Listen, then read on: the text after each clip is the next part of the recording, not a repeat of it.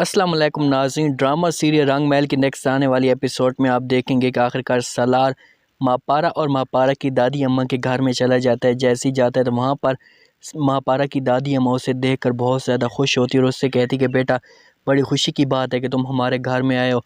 जैसे ही सालार वहाँ पर जाता है तो बैठ जाता है। महापारा की दादी अम्मा उसे कहती कि बेटा, मैं सब कुछ जानती हूँ कि महापारा को इस लेवल पर आने वाले तुम ही हो, लेकिन मैं बहुत शर्मिंदा हूँ कि महापारा मेरी बात नहीं मानती।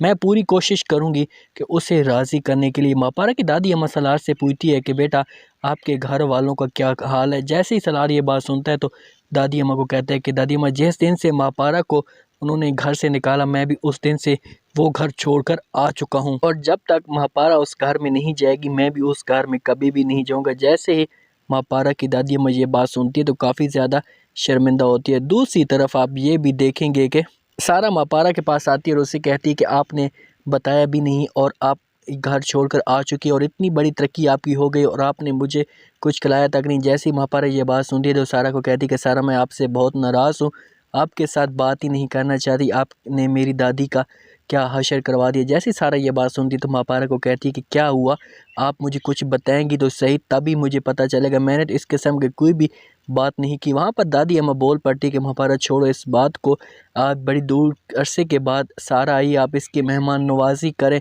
महापारा की दादी अम्मा महापारा को समझाती है और उसे कहती है कि बेटा, मैं तुम्हें आखिरी मशवरा देती हूँ, कभी भी सालार को हाथ से मत दे जाने देना। सालार बहुत ही अच्छा इंसान है और जिस हिसाब से आपकी सपोर्ट कर रहा है, हो सकता है कोई इस किस्म की आपकी सपोर्ट ना करे, बस आपको उसके साथ शादी कर लेनी चाहिए। जैसी महापारा सुनती है तो दादी अम्मा को कहती है कि मुझे थोड़ा सा वक्त दे दे, मैं जब तक रईद वालों को सज़ा नहीं दे रही थी, जब उतने तक मैं शादी का फ़ैसला नहीं किया, बस जब तक ये सब कुछ हो जाएगा उसके बाद मैं शादी कर लूँगी। शाला मैडम सुहेल के पास जाती है और उससे कहती है कि बस अब हम रईद की शादी करने वाले हैं, अगर तुम हमारी शादी में शामिल हो सकते हो तो अभी मुझे बता दो। सुहेल ये बात सुनता है तो अपनी माँ को कहता है कि माँ जी, अगर हाजरा शादी के अंदर शिरकत ना की तो मैं भी इसके अंदर शिरकत नहीं करूँगा। जैसी शैला मैडम ये बात सुनती तो गुस्से में आ जाती और सुहेल को कहती कि तुम भी एक रन मुरीद बन चुके हो, अपनी बेगम की बातों में आ रहे हो, तुम शादी में नहीं आ सकते तो तुम ये घर छोड़कर